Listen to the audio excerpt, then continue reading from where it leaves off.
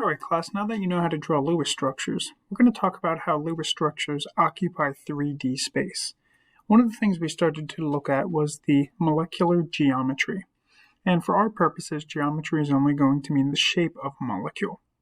So the theory that we're going to be looking at with this lesson is called the VSEPR theory, and that is the valence shell electron pair repulsion theory. So Lewis structures are good because they show the relationships of atoms and how they're bonded, but they don't have the ability to show the 3D shape that they take up. So just like molecules, humans have height, they have width, and they have thickness. Molecules are the same way, so we have to think about molecules as being in 3D space. Now, in order to do that, we have to understand how electrons behave when they're close to each other. If we go to this simulation, and we can see I can add a whole bunch of different things here. We can add a single bond, a double bond, a triple bond, and we can add a lone pair. Remember that single, double, triple, and lone pairs, they really are all just electrons. So, if I add two lone pairs, notice that they repel away from each other because the electrons are all negative. So they want to move as far away from each other as possible. If I add a bond, notice that the bond also moves as far away from each other as possible. If I add double bonds, as I continue to move these things, you'll see that they continue to push away from each other. So this theory that we're going to talk about today is showing how electrons repel each other to give us things that, in fact, are not flat on a piece of paper. You can see that this molecule right now has a very unique geometry or shape because electrons repel each other. So one important thing is to understand what an electron domain is. An electron domain is simply a location where the electrons could exist around the central atom. That means that a domain counts as a bond or a lone pair, and those domains are going to repel as far away from each other as possible. The repulsion changes the bond angles. So if we go back to our molecule simulator, we had 5 total domains. So we look at this and we can see that everything repels. 4 of the domains are bonding domains. One of them is a non-bonding domain. Please recognize that a domain is simply a location for electrons. Now, if we remove one of the single bonds and we add a double bond, we still have 5 domains. So a double bond still only counts as one domain. We can really think of the domains as a location where electrons are, whether they're bonded, like a single, double, or triple, or whether they're non-bonded. So let's look at a couple different molecules. How many domains are in the following molecule?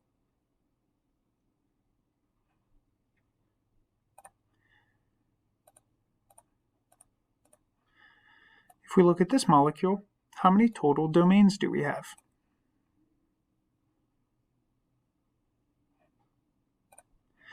Let's look at another one.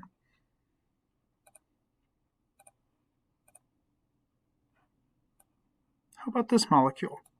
How many domains do we have? So for this molecule, we should successfully see that there are 3 domains. There's 2 bonding through single bonding, and there's 1 lone pair. This reference sheet is what we're going to be able to use to identify what are the molecular geometries, and then what are the bond angles between the different atoms. You will be given this on any type of quiz or test. So the way that we use this sheet is we need to identify domains. So if we look at this first column here where it says steric number, we can really think of steric number as being domains. So it might be better to actually just write domains for this one. And the domains kind of dictate to us which molecular geometry we have. So if we just bounce back to the simulator, we said that there's 2 bonding domains and 1 non-bonding domain. That means that this molecule would have 3 total domains. And if it had 3 domains, there's 2 options. You can either have 3 domains where all of them are bonded. Notice it says there's 0 lone pairs. Or if you continue to move to the right, you'll see that now this is 1 lone pair. So there's 3 total domains, and 1 of them is a lone pair. So what we would report this molecule as bent or angular in its geometry or its shape. And then these 2 atoms that are bonded, they have a bond angle of 120 degrees. So we're going to be using this reference sheet after we draw our Lewis structure to figure out what is the shape and then what is the bond angle. Let's look at some examples together.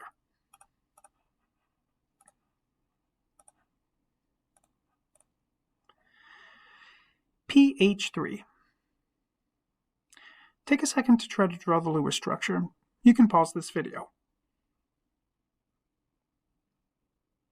pH3. To draw the Lewis structure, we would need to recognize that there's 5 valence electrons plus 3 valence electrons, and that gives us 8 total valence electrons. Phosphorus is going to be our central atom, and we need to have at least 3 bonds so that everything is together in a molecule. So far, we've used 6 electrons, 2 in each bond.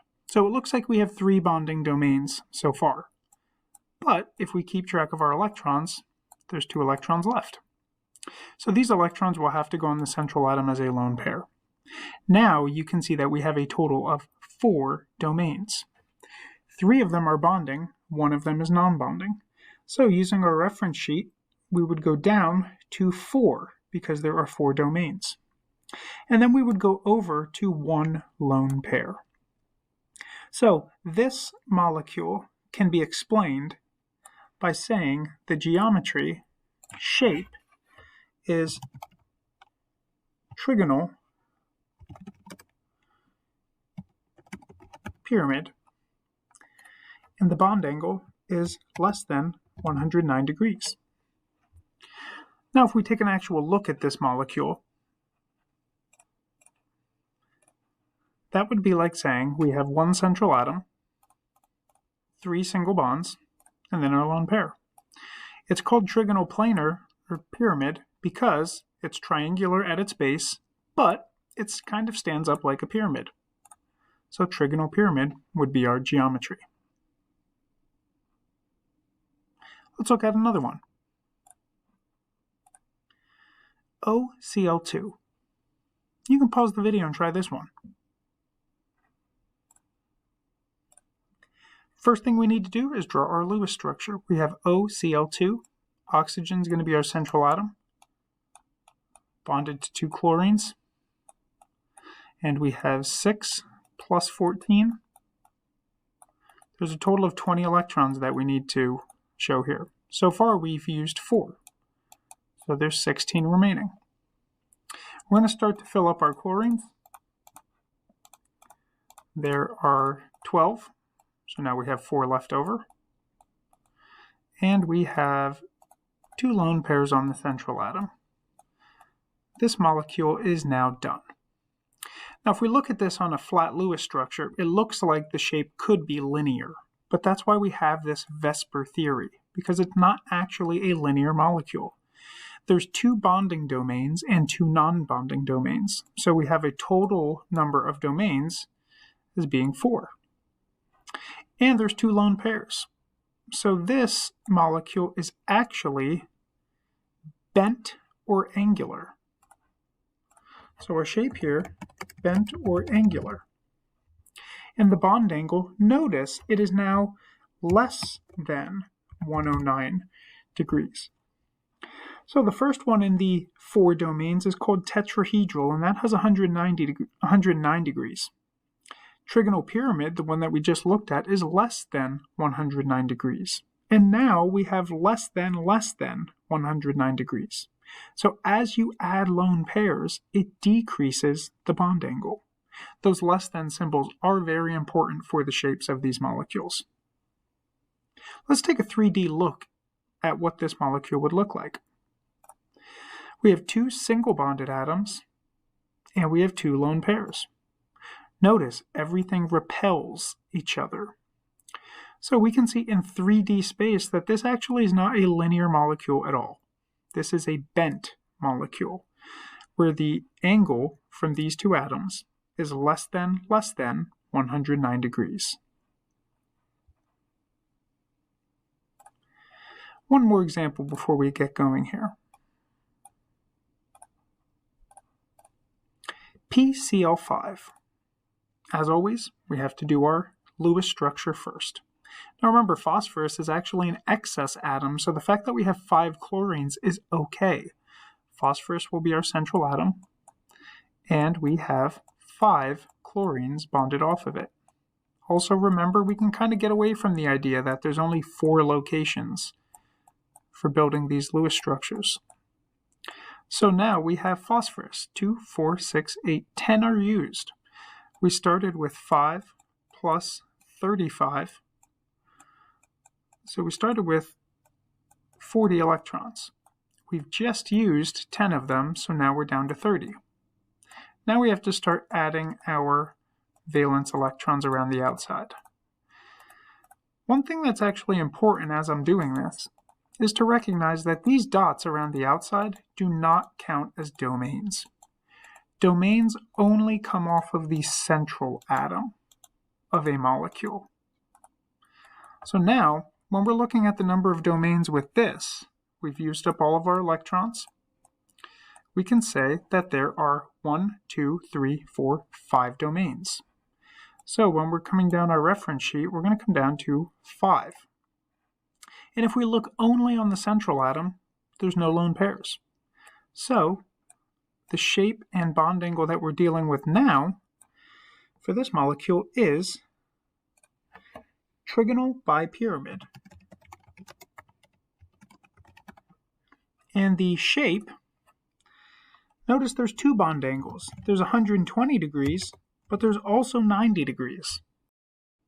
So if we look at our molecule, because there's 2 bond angles, first, let's take a look. We have a central atom and we have 5 different domains, all single bonded. That's why we have the trigonal bipyramid shape down here. Now let's talk about those bond angles. There's 90 and there's 120. Well, depending on how you orient the molecule, if we look this way, we can see that there's 120 degree bond angles here. The distance or the angle between these 2 atoms is 120 degrees. But if we stand this molecule up, we can see that there's also a 90 degree angle here. So depending on how you look at the molecule, there's different bond angles. This molecule, because it has more domains, has the ability to have more than one bond angle.